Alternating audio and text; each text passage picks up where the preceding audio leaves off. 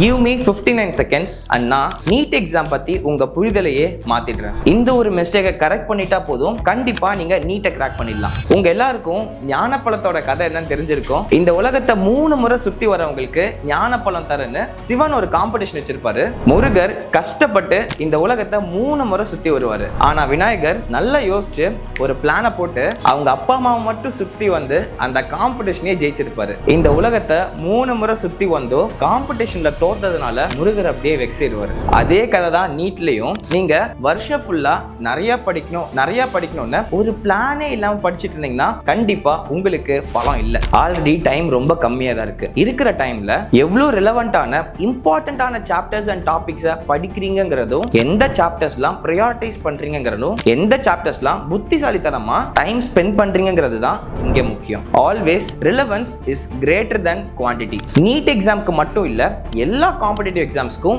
ஒரே ஒரு கான்செப்ட் தான். இப்படிதான் நானும் 12th முடிச்ச உடனே ஃபர்ஸ்ட் அட்டெம்ப்ட்லேயே கிராக் பண்ணிட்டேன். இப்போ வரைக்கும் மோர் தென் 1000+ ஸ்டூடெண்ட்ஸை என் பிசிக்ஸ் கோச்சிங் மூலியமா கிராக் பண்ண வச்சுட்டேன். இப்போ உங்க முன்னாடி ஒரு டாக்டரா நின்று பேசிட்டு இருக்கேன்.